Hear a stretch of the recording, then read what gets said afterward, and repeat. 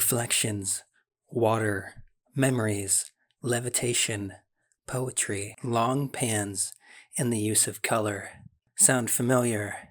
In what's regarded to be Tarkovsky's magnum opus made in 1975, we follow along as a story is told, whether it be linearly or non. It's once again time for us to embark upon a journey of Eastern cinema, to throw away the Iron Curtain and immerse ourselves in other cultures. As done before with Stoker and Tarkovsky himself, I try to come up with as much information as possible on both of them. This includes individual accounts, quotes, figures, the reactions of the general audiences, and the meanings of these films, or meanings, as sometimes it isn't just so simple. With popular opinions, you may have a lot of repetition. I will do my best to filter through, but I would also like to highlight the minor differences between them. This is done in the interest of being as comprehensive as possible. While not having as much information as Stalker, Mirror still doesn't pull punches. Let's begin. I've gathered a variety of resources. The following comes from Scenes of Cinema. Zerkalo, otherwise known as The Mirror, released in 1975 and comes at the midway point in Tarkovsky's career. It is preceded by Ivanova Destva, or Ivan's Childhood, Andrei Rublev, and Solaris. After it will come Stalker, Nostalgia, and The Sacrifice. The last two, shot in Italy and Sweden respectively, were made in exile from the Soviet Union. In recent years, Mirror has eclipsed Tarkovsky's other works, at least in terms of its critical reception. This acclaim is related, no doubt, to the viewer's sense that with this film, one has been given privileged insight not only into Tarkovsky the man, but Tarkovsky the artist. For Mirror is not only the most autobiographical of all of his works, it is also the film that most succinctly recapitulates the filmmaker's aesthetic, his belief that cinema is, first and foremost, a medium of time, a medium that allows both artist and viewer to come to terms with the force of time and its role in the constitution of subjectivity. As Tarkovsky recounts in Sculpting His Time, his book, he had originally planned to write a novella detailing his childhood memories of the Second World War. At some point, he abandoned this project and began thinking of recreating these memories on film. A first draft focused exclusively on this recreation. It was full of elegiac sadness and nostalgia for my childhood. The title at this point was A White, White Day.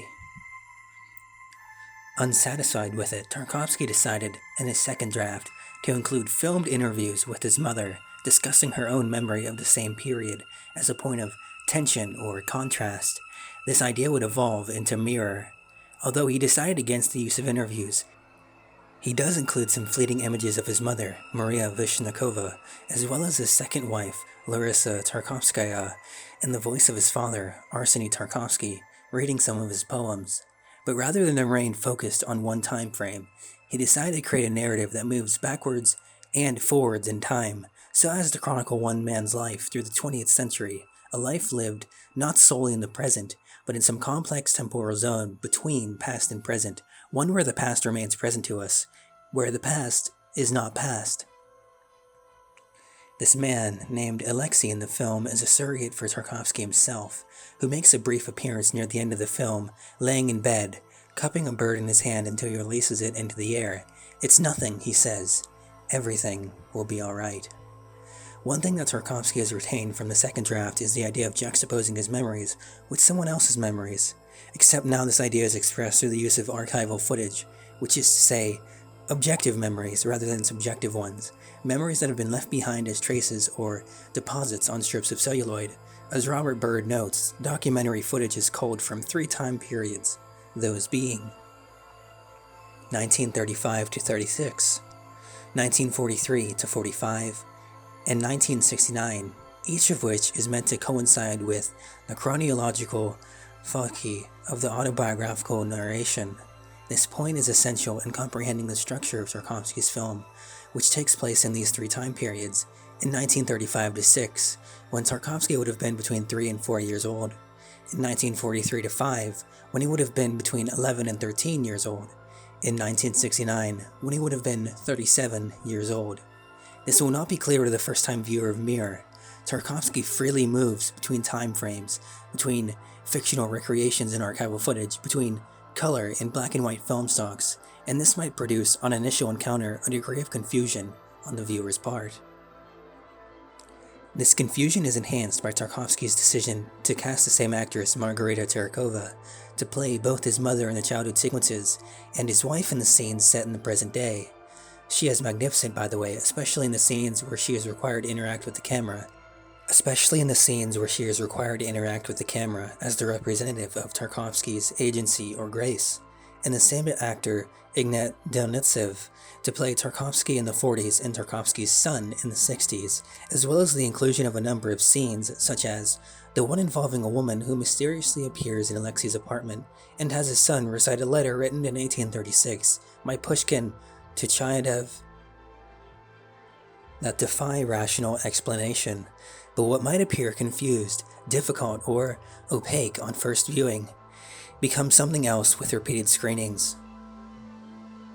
Having seen Mirror a half dozen times over a decade or so in a number of different countries, it now appears to me as simplicity itself. What at first seems to be an aberration in regards to cinematic narration now seems the most organic means of telling the story through the medium of film, through the use of images suffused with movement, time, and light. Tarkovsky has described the dramaturgy of Mirror as following the associative laws of music and poetry, laws that are, at the same time, transformed through their contact with the medium of film. Here we might turn to the main thesis that Tarkovsky develops in Sculpting in Time. The primary material with which the filmmaker works is time. Hence, the title of his manifesto.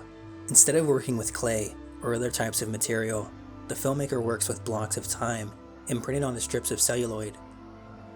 The filmmaker captures these blocks of time in the act of recording, shapes them in the process of editing, and releases them in the act of projection. This is what distinguishes cinema from other artistic forms. Its ability to record a moment of time and repeat it, to make the past present in, or as, an image. As Tarkovsky says, no other art can compare with cinema in the force, precision, and starkness with which it conveys awareness of facts and aesthetic structures existing and changing within time. Cinema testifies, in other words, not only to the persistence of time, but its permanent status as a medium of change or transformation. A crucial point to stress here, the time that Tarkovsky is speaking about is not personal or subjective. The filmmaker doesn't create time but works with the time they are given, a time internal to the image itself. This is a key point for Tarkovsky because it ensures that the inward turn necessary for the creation of an original work of art is met by a complementary outward turn that reconnects the artist to the world. If much of cinema fails in this regard, it is because it sacrifices this objective dimension, either to the whims of the filmmaker or the whims of an industry, each of which impose an artificial time on the image through their adherence to montage or adherence to narrative. Neither is sufficient because neither allow the viewer to experience the heterogeneous force of time. A time that isn't simply internal to the work, but is also felt by the viewer as part of their experience of seeing the film.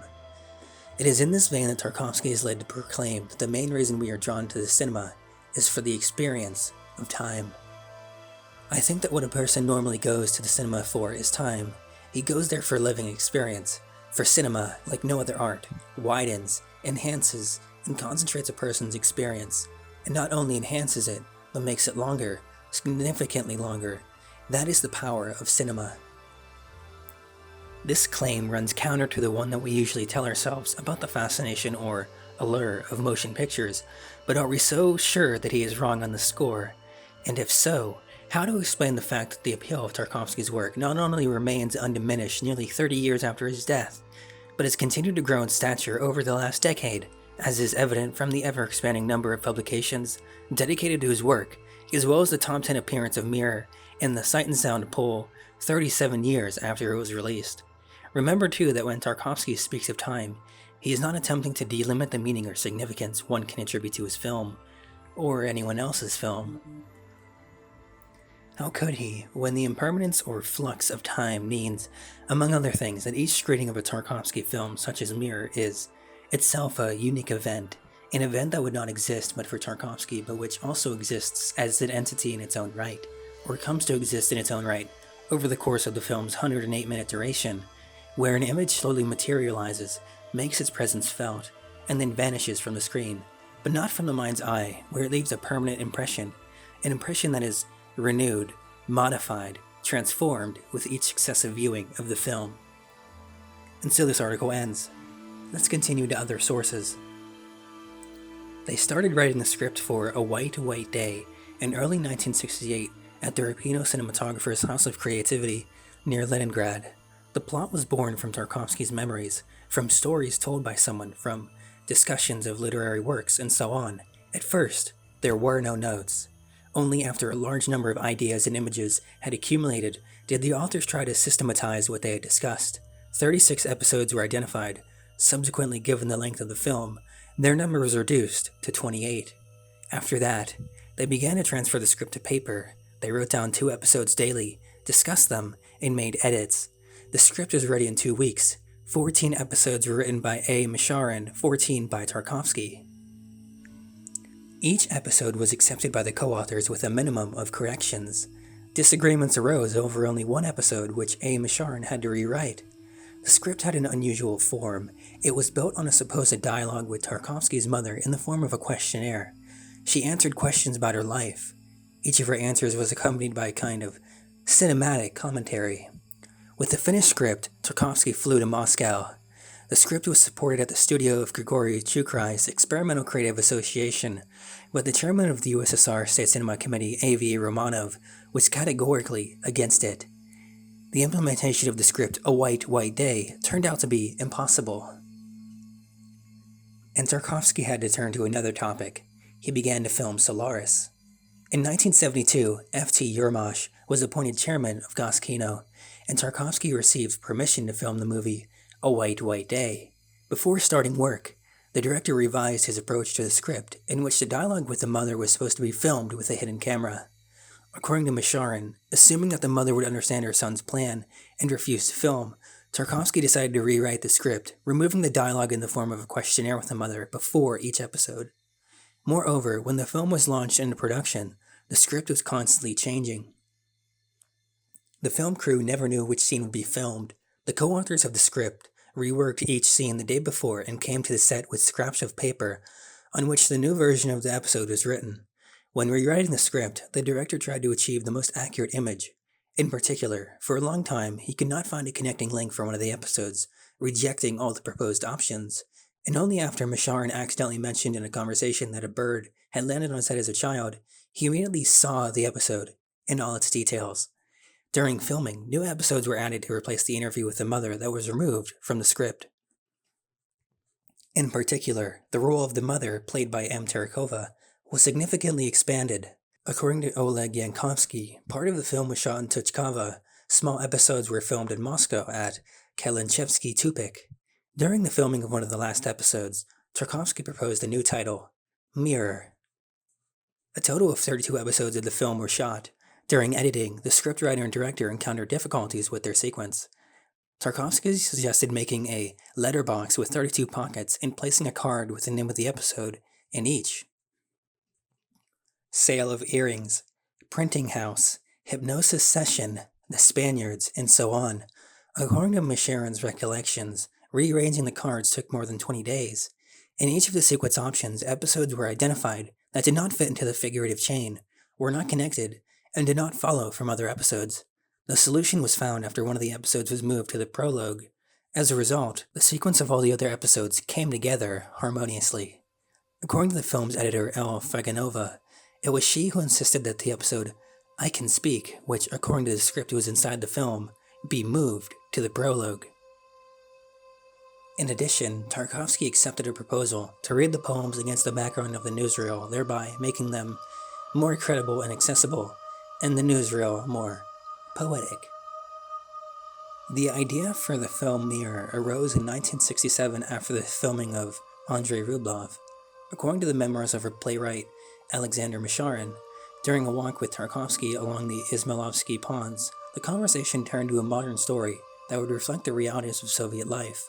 At the same time, the story largely coincided with the real life of Tarkovsky himself, who had a difficult relationship with his parents. Mirror is structured in the form of a non-linear narrative, with its main concept dating back to 1964 and undergoing multiple scripted versions by Tarkovsky and Masharin. It unfolds around memories recalled by a dying poet of key memories in his life. And in Soviet culture, the film combines contemporary scenes with childhood memories, dreams, and newsreel footage. Its cinematography slips between color, black and white, and sepia, much like Stalker. The film's loose flow of oniric images has been compared with the stream of consciousness technique associated with modernist literature. Mirror initially polarized critics and audiences, with many finding its narrative incomprehensible. Since its release, it has been reappraised as one of the greatest films of all time, as well as Tarkovsky's magnum opus.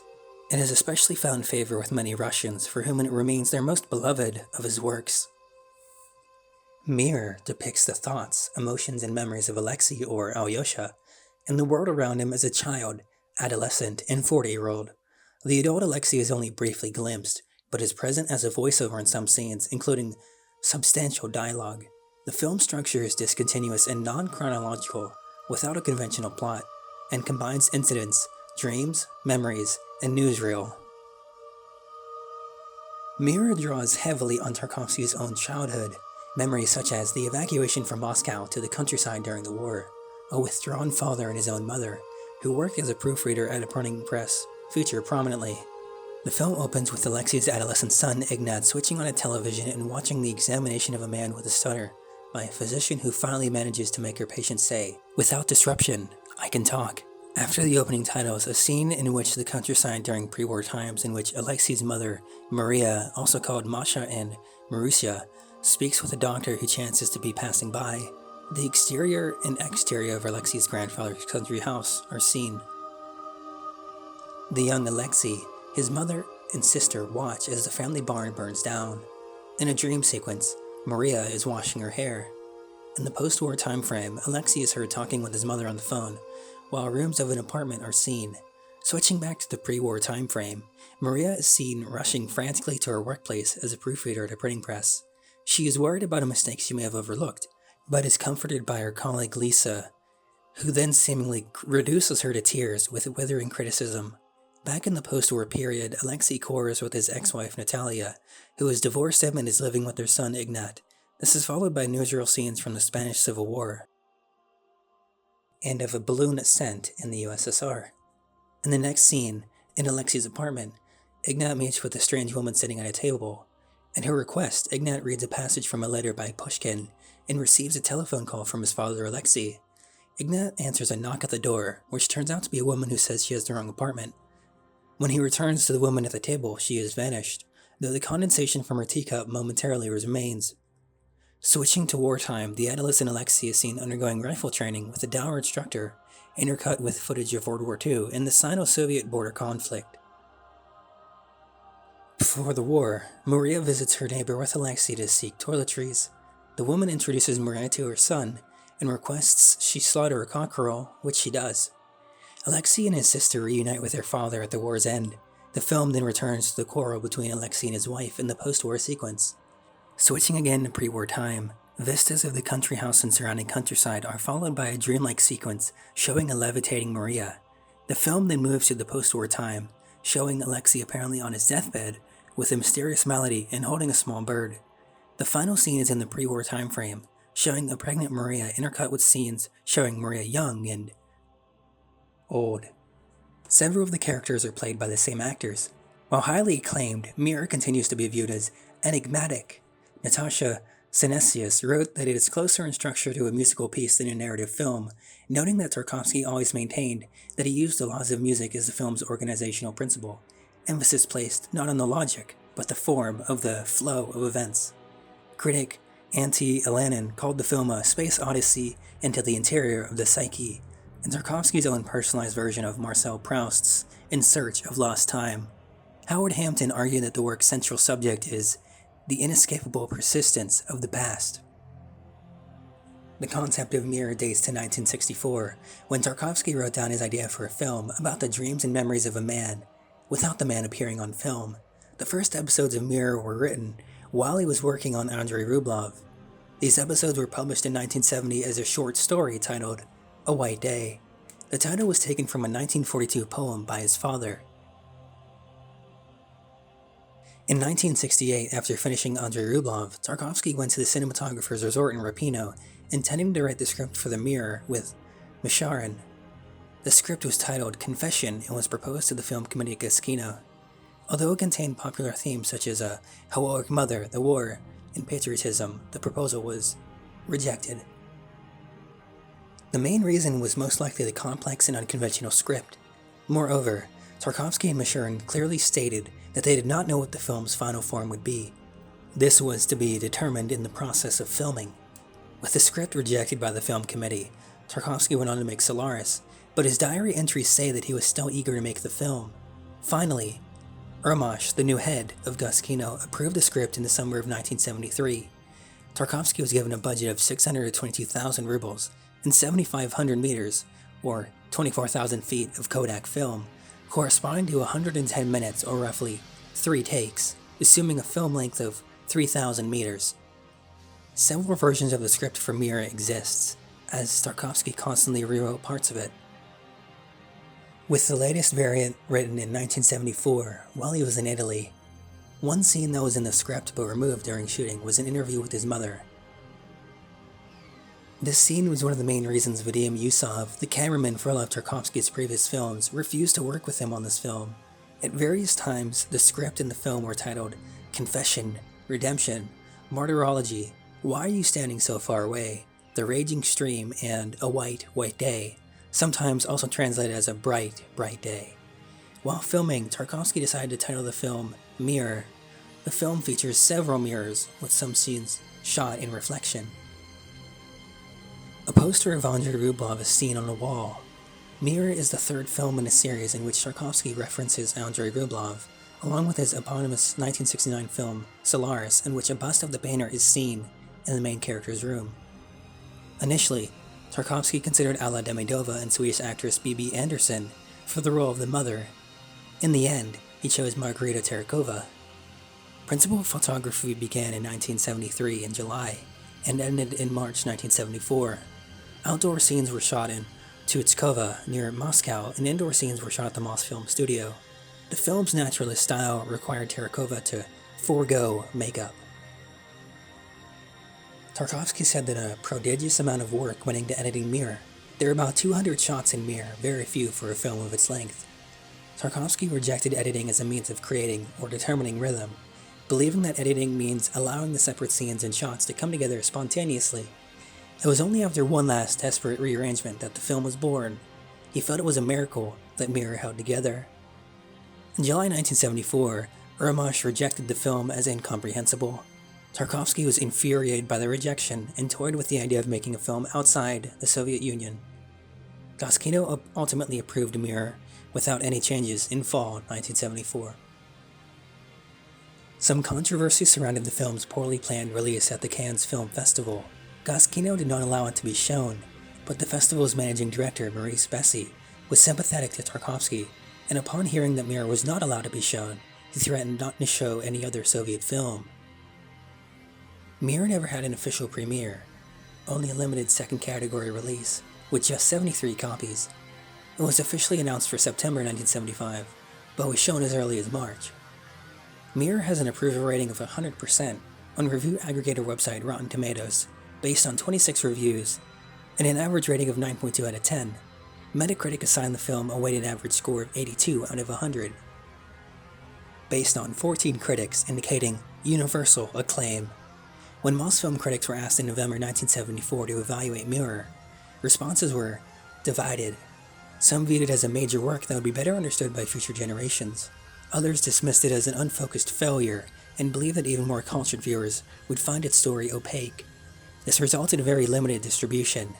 Many audience members walked out of theatrical screenings, but those who liked the film were ardent in their praise.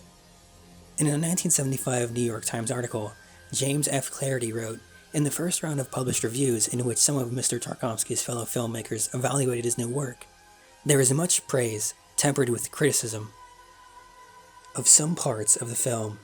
Mirror is frequently listed among the greatest films of all time. In a 2012 Sight and Sound Directors poll, Mirror ranked as the 9th greatest film of all time. In a parallel poll by film critics, the film ranks 19th. In the same poll in 2022, Mirror is ranked 8th by directors and 31st by critics. Filmmaker Ashim Aliwalia included the film in his personal top 10 for the Sight and Sound Top 50 Greatest Films of All Time poll, writing, "Mirror offers epic hypnotherapy and some of the most beautiful celluloid ever shot." For the same poll, Will Self argued that it remains the most beautiful film ever made. Peter Bradshaw of The Guardian called it a startling piece of filmmaking, and many of its images transcendently brilliant. In the British Film Institute, the film is billed as a work of cumulative rhythmic effect, and its unconventional narrative is credited with having pioneered a poetic and richly elusive form.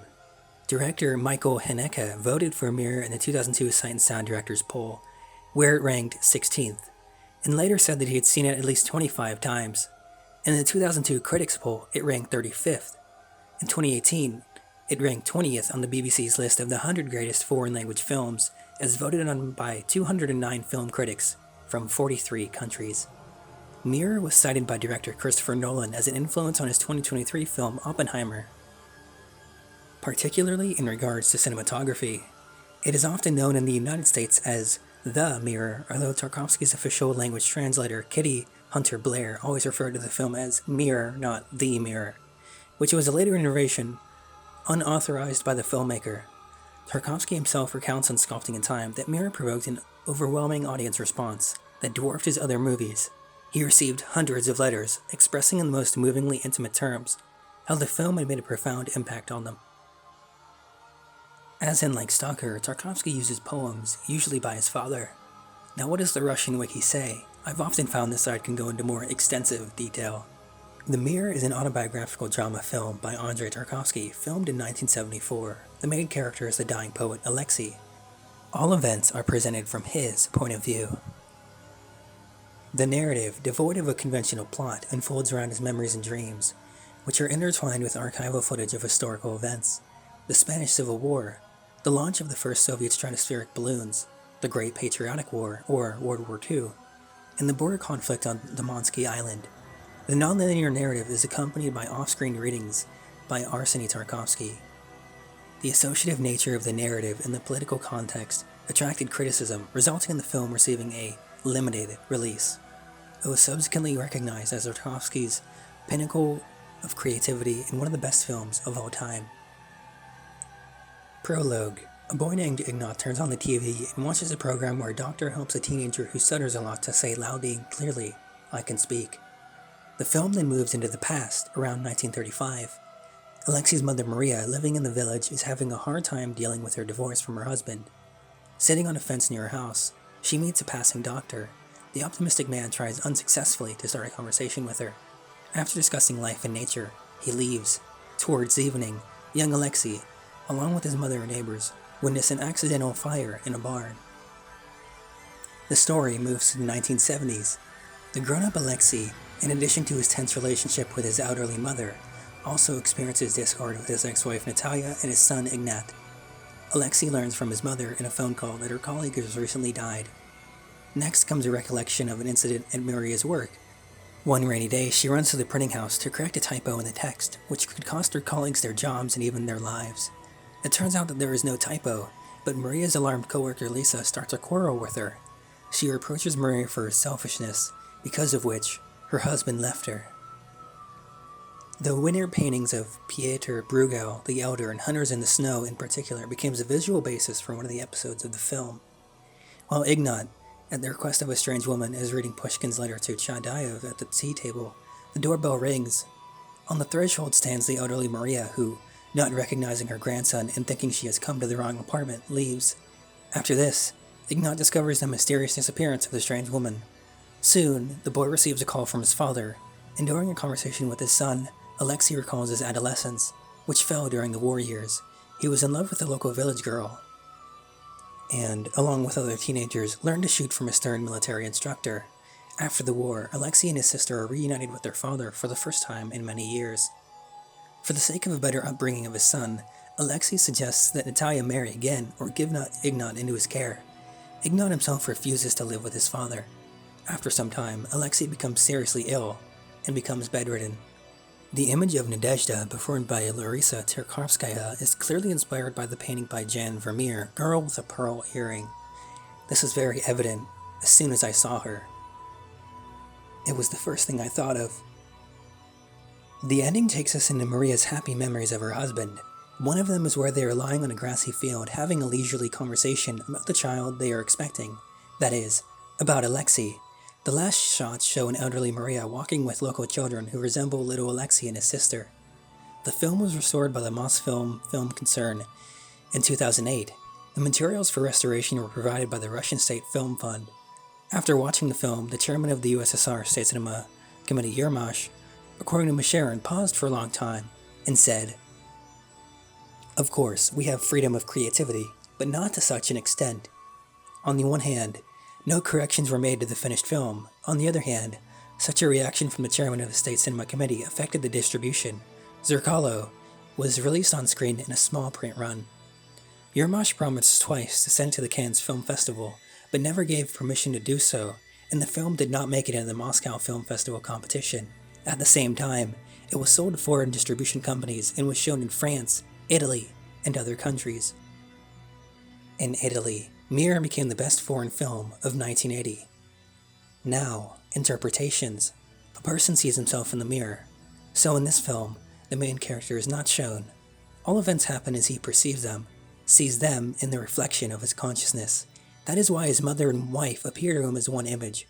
Some characters of the film are sometimes replaced by others. From the Critics' Choice program. For me, the greatest film of all time and peoples is Tarkovsky's Mirror. Cinema, in its highest achievements, has long become an art capable of expressing the deepest philosophical truths.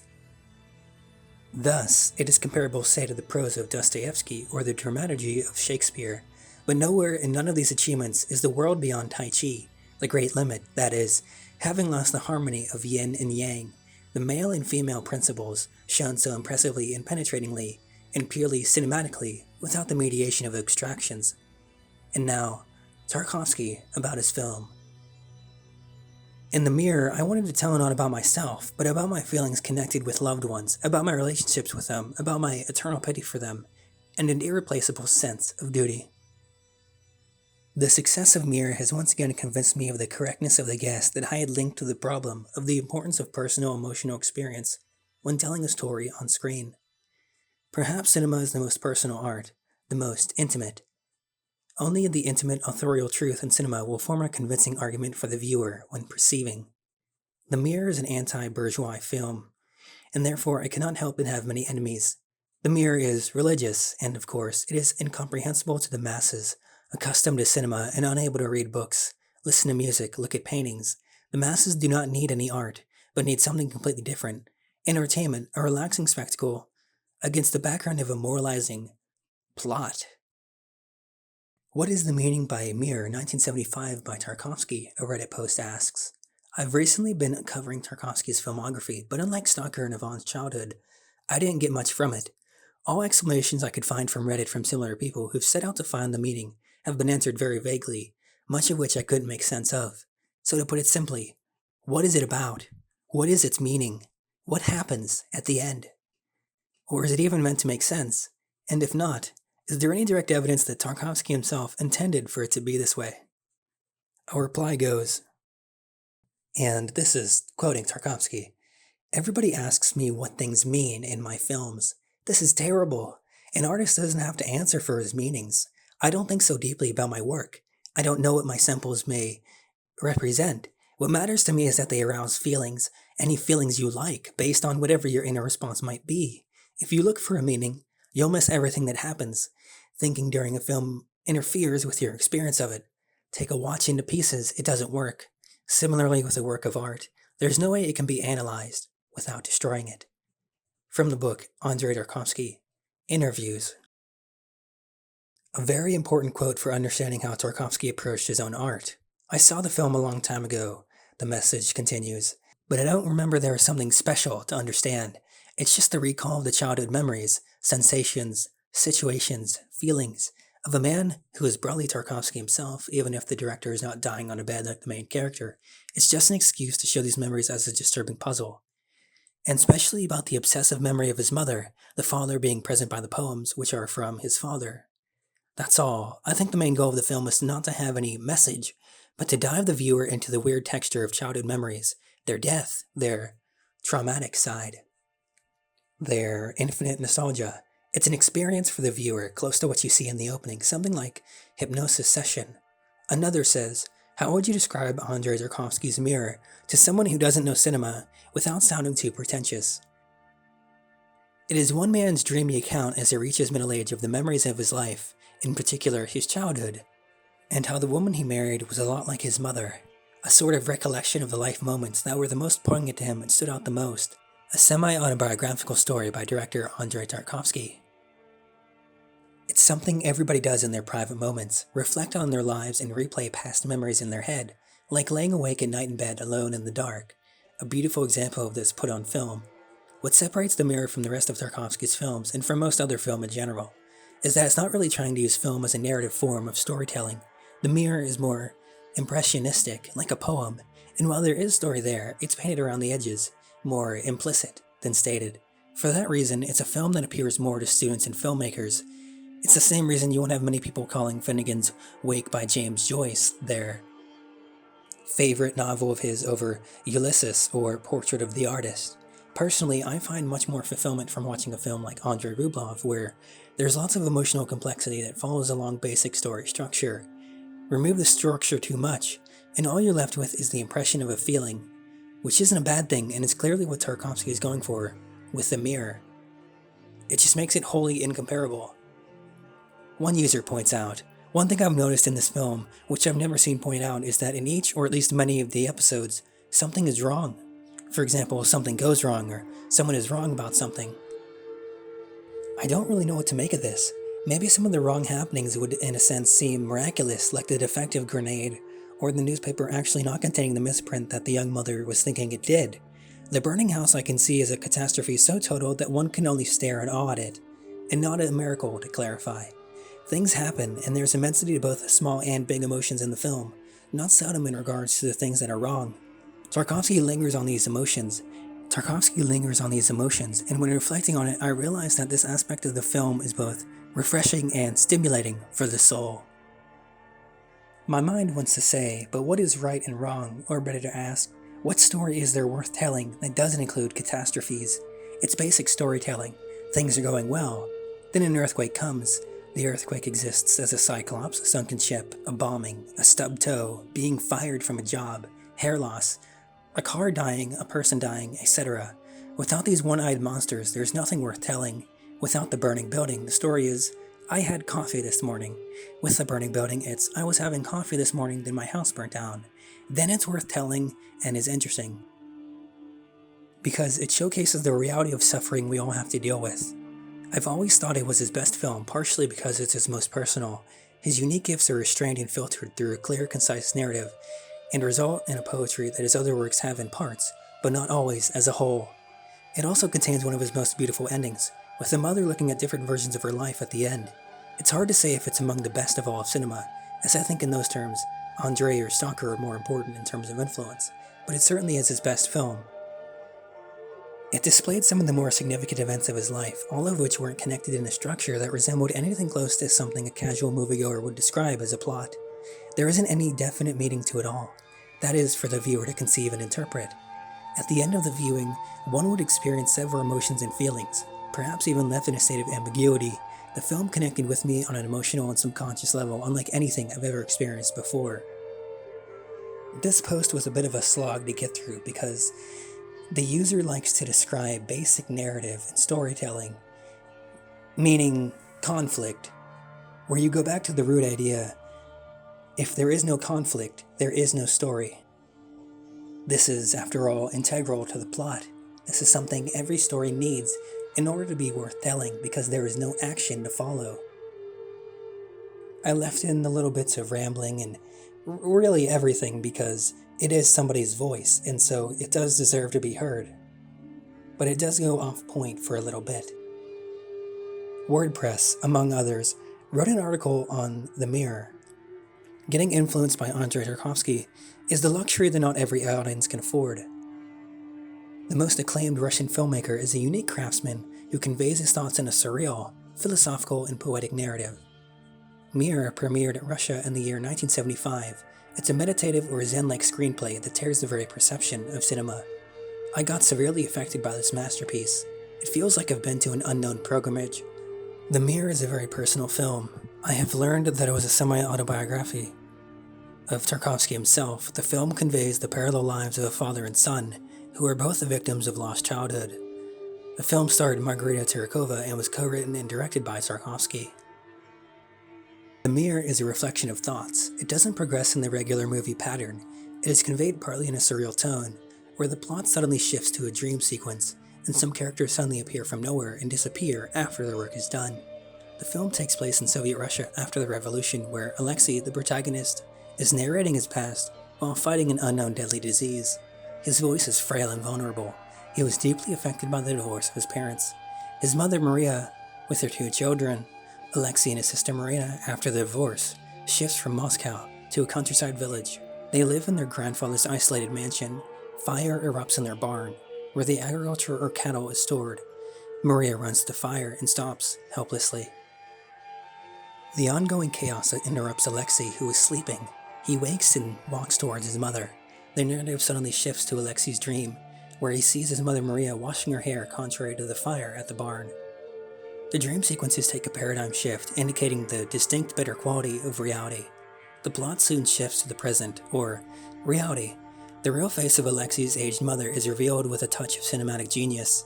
Alexei, who is reliving the past in his mind, imagines his mother with his wife's face, indicating their lives are more or less parallel. Alexei talks to his mother, who still resides in the countryside, on the phone and shares his dreams, which are resuscitating his past. In their conversation, it is revealed that the time frame until then was the year 1935.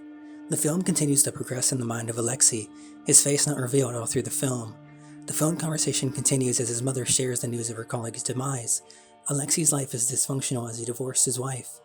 His distress is emphasized in the conversation with his mother. He questions his mother, Maria, saying, "Ma, why do we fight all the time?" and "Sorry if I did something wrong." The plot again shifts to 1935. Maria runs to the printing house, where she works as a proofreader. Maria is called Marusha by her colleague in this episode, where she gets stressed for misplacing something important. She is verbally attacked or questioned by her colleague for her self-obsession and not feeling sorry about the divorce. Maria goes into the bathroom. Now the plot again shifts to the present. Alexei, while having a conversation with his ex-wife Natalia, confesses that she resembles his mother without revealing the dreams he is having and his fears about his kid Ignat.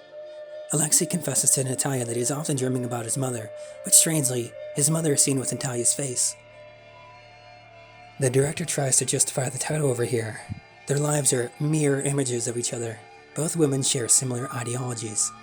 While Alexei is expressing his fear of Ignat speaking about Spain, Natalia and Ignat are invited by their Spanish neighbors who adore Matador Palomo Linares, a famous bullfighter from Spain, and they also watch the newsreel of the Spanish Civil War. The narrative becomes extremely absurd. It is a positive expression. Natalia leaves Ignat alone in the house and leaves her work. 2 mysterious women appear suddenly and confront Ignat. The woman asks him to read the letter written by Pushkin, though it seems completely absurd. If watched closely, the letter consists of Russia's evolution of isolating themselves from highly church-dominated Europe. We knew how things dramatically progressed within a century after the message, throwing up Tsar's tyranny, and the Red Army Choir. It is all the history. As the mysterious women disappear, Ignat receives a call from his father, Alexei, who remembers his rifle training. It is indicated that even Ignat underwent such training. The narrative shifts to the past, where he is undergoing training during the World War. The scene shifts to the extensive newsreel footage of the war, from Hitler's death to the Hiroshima bombing. A shot is shown indicating the return of Alexei after the war, and China-Russia border conflict kick-starts immediately. The influence of Mao Zedong, the core between 2 communist giants, is shown with the stock footage. After World War II ends, the Sino-Russian border conflict begins in the film. The excellent stock footage consists of Mao's unparalleled charisma in the hearts of the Chinese people. Once the war ends, Alexei and Marina say adieu to their father, as they are going to live with their mother. As an audience, I feel Alexei doesn't want to leave his father. Now the plot shifts again to the present. Tarkovsky changes the tone of the present, maybe to showcase the dark and flaccid life of Alexei. The present narrative becomes colorless until then. Only some moments in the flashback were black and white. Natalia sees a picture of Alexei's mother and says, "We look alike, don't we?" To my surprise, Alexei replies, "No, not at all." Natalia and Alexei get into an intense debate where Natalia says she's going to marry Dostoevsky, a famous writer who is in exile, but not the one we know. Alexei also admits the trauma he is going through because of the lovelessness in his life and the communist ordinances. Then the plot again shifts to the flashback, where he remembers his childhood, when he was 3 or 4, days he spent in his grandfather's cottage. The timeline again suddenly changes to his adolescent days, where he and his mother Maria visit a doctor's house. Maria says to the doctor that her purpose of a visit was a lady's little secret. After getting the medical help, Maria has a discussion with the doctor, during which the daughter asks Maria to slaughter a hen. She does, with no hesitance. The narration becomes flamingly non-linear. It takes a minimum of 5 viewings to interpret what exactly the filmmaker wanted to communicate. Tarkovsky breaks the most complex and logical barrier called time.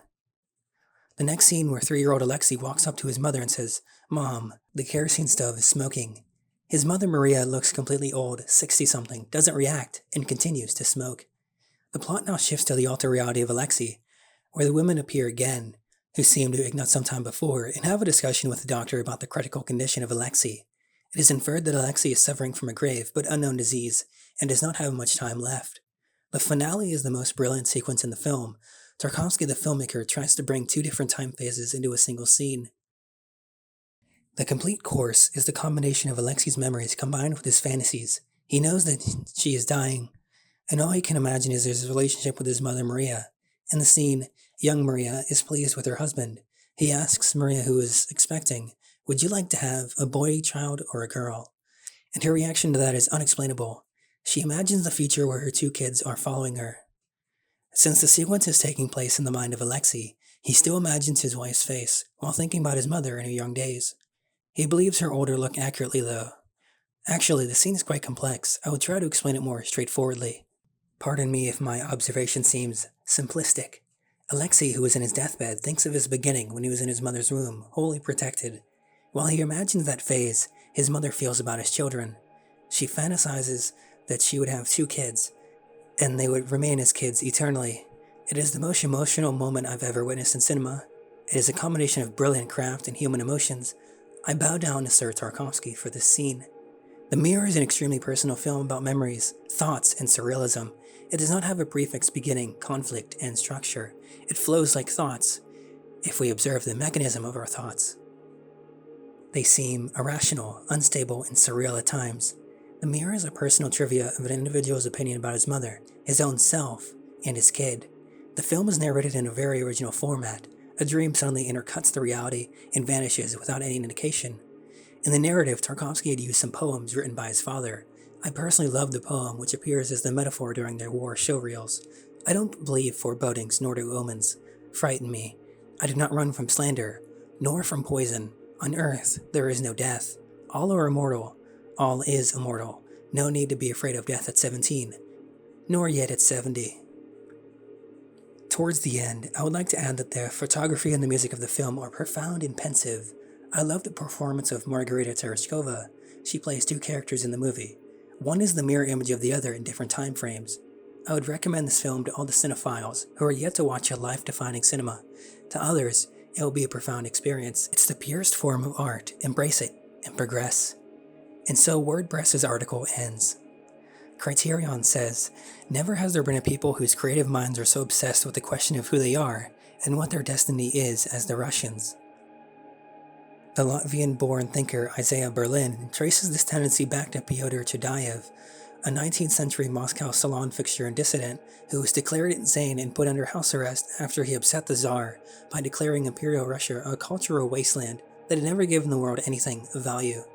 Was Russia, with its Orthodox churches, a forlorn outcast from the rest of Christian Europe, sentenced to barbarism, or was it a unique civilization with its own higher spiritual purpose? Debate raged between Westernizers and Slavophiles. The poet Alexander Pushkin wrote to his friend Chadayev, "I'm far from thrilled with everything I see around me. As a writer, I'm annoyed. As a man of discernment, I'm insulted. Yet I wouldn't trade my fatherland for anything in the world."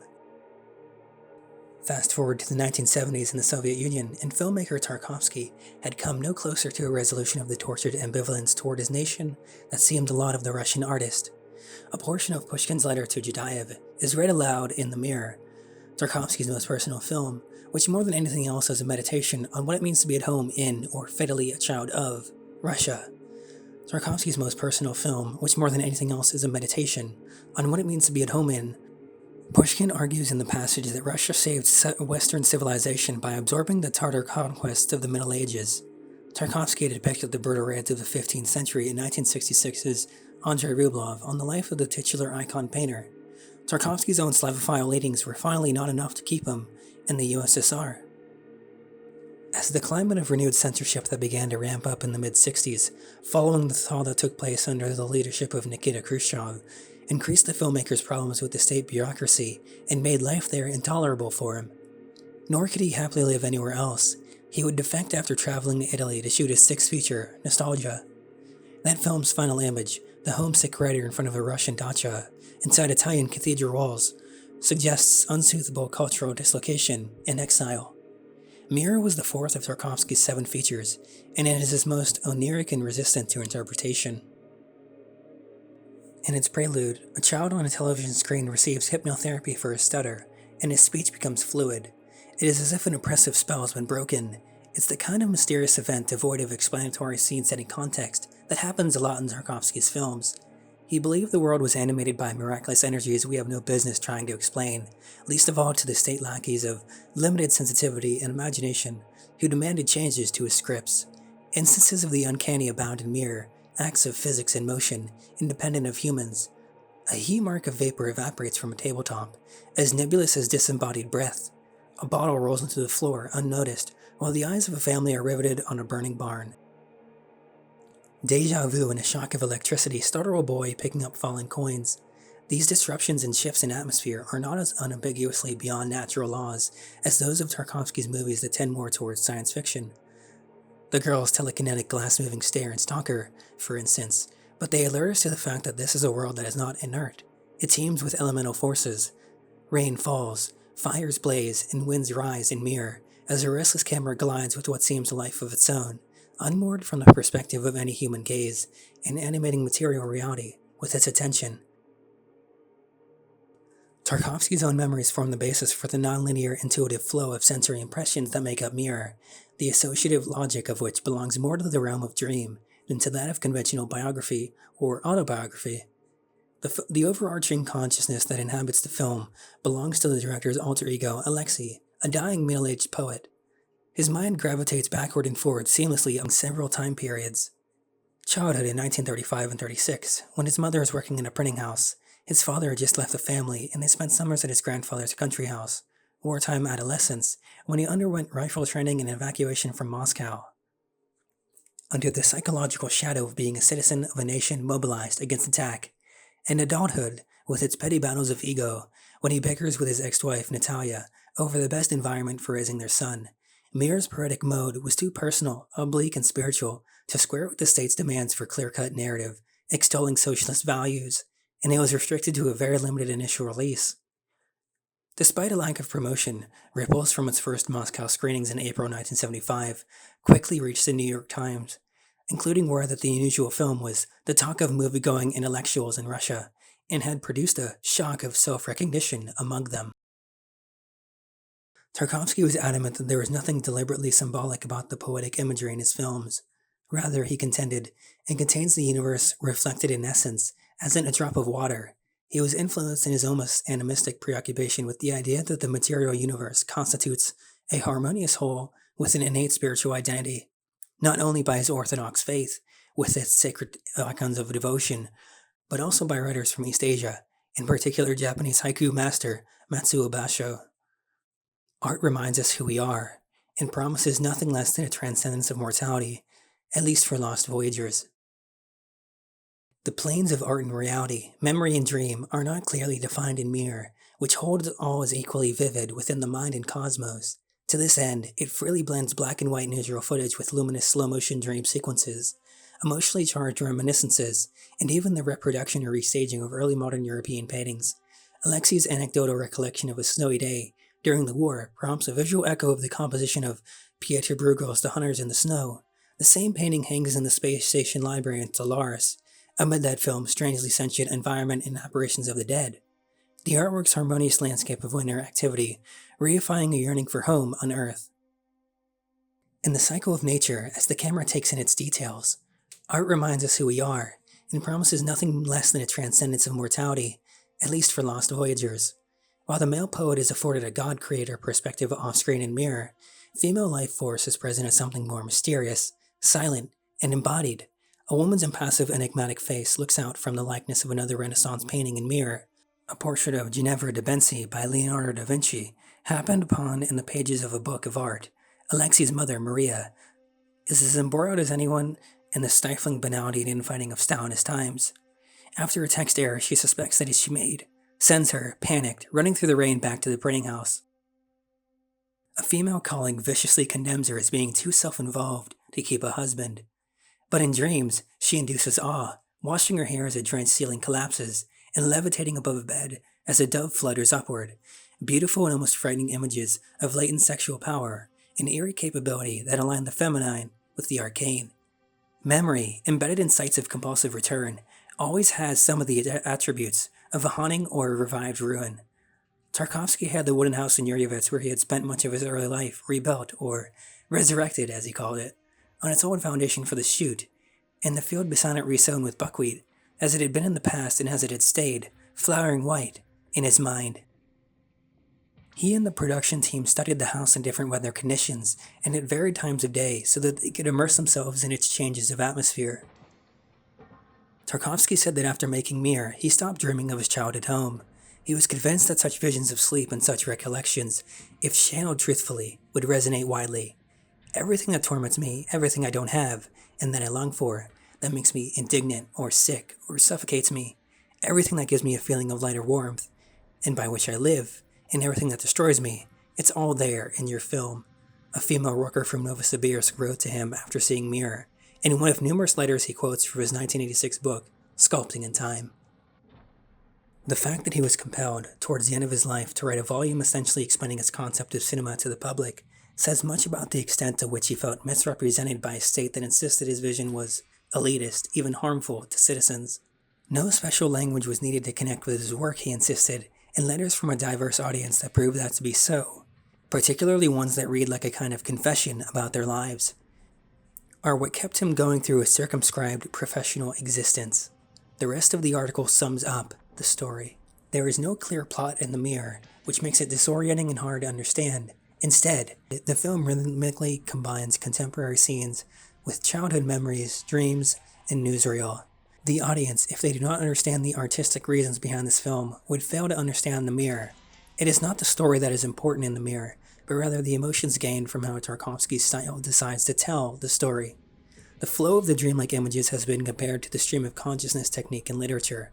The film's complex and layered structure makes this one of his most challenging films. It is not an easy film to sit through. This comes from Film Journal. As the movie itself is rather disorienting and helps with the delivery of the message of the film, Mirror is a film about war, and because of the editing style, it causes the entire movie to be disorienting, which is what war is like. That is the message Tarkovsky is probably hoping to put across by editing the movie in this way. Tarkovsky is known for metaphysical themes in his films, and he also uses dream sequences in Water in the Mirror to symbolize the themes of purity and innocence from a materialistic world of war and wants. The Mirror has many dream sequences, such as the water flowing down from the house. Although the Mirror feels more like a dream than reality, it is still very grounded. One key scene is when the wind blows through all the plants.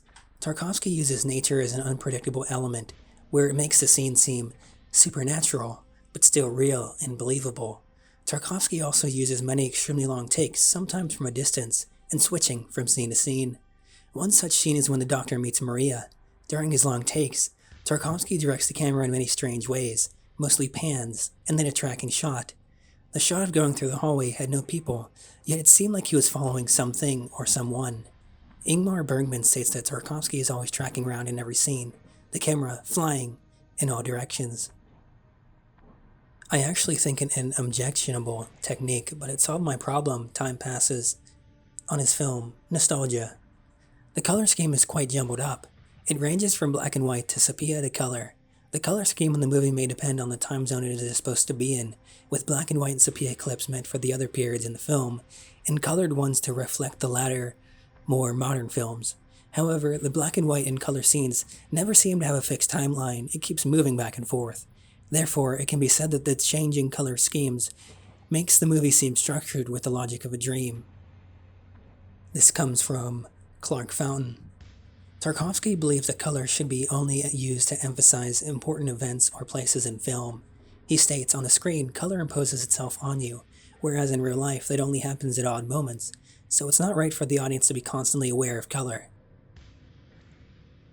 Tarkovsky also talks about black and white films, saying that in a black and white film, there is no feeling of something extraneous going on. The audience can watch the film without being distracted from the action by color. Tarkovsky also feels that color is all too beautiful, and unlike life, he uses color to represent a world full of the unknown. Some of the scenes can go without sound for a while, with nothing but music in the background. In such scenes, they use music to tell the story and the emotions, and to build up to the climactic moments, which is very interesting and a nice change from dialogue during the build-up.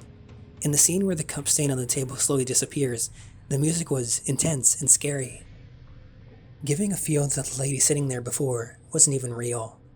Music speaks to a lot of people in a way that sometimes words cannot convey, and it does not matter what language you speak. Music is a sort of universal language. This film was made after the war, and is Andrei's take on his own experiences in the war. The film itself is written by him, is semi-autobiographical, and very personal to him, with poetry written by his father being featured. New York Times critics stated that The Mirror is delighting, puzzling, dissaping serious Muscovite movie enthusiasts. The Mirror has a poetic feel to it. It gives out more emotion rather than understanding.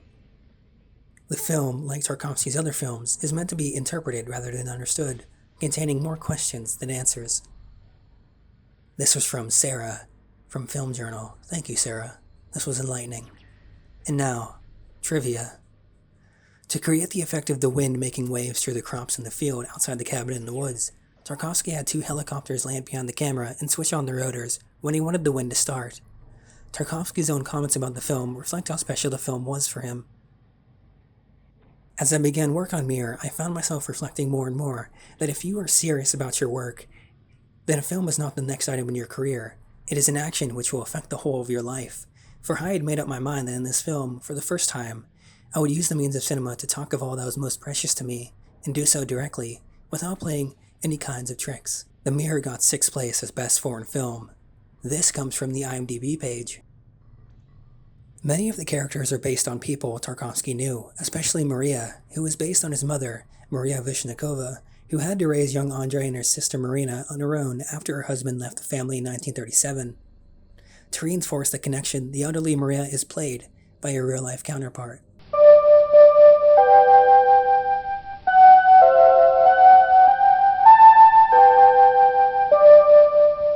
The Mirror is a film we may not ever fully understand.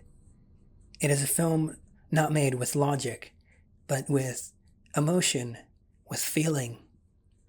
Many times I read comments from people saying, "What did I just watch? I don't understand. What is this film about?" This was all throughout the entire comment section of the film on YouTube. And almost every time, the answer would be, it's not made to be understood. It's made for you to experience, for you to feel, for you to come up with things on your own. It doesn't have a linear chronological narrative. It's made in a way that expresses life to the fullest. In my opinion, you're watching someone's life unfold throughout the movie. And thus, life doesn't always make sense. That's why it's so puzzling. We are watching life. Sometimes there's no answer. We might think or feel things that don't make sense, things that we can't make heads or tails of. And that's okay. And if we think about it multiple times, maybe we will arrive at a conclusion. Maybe we won't. That is the beauty of it all. That's why I believe Mirror is regarded as his best film ever because of this.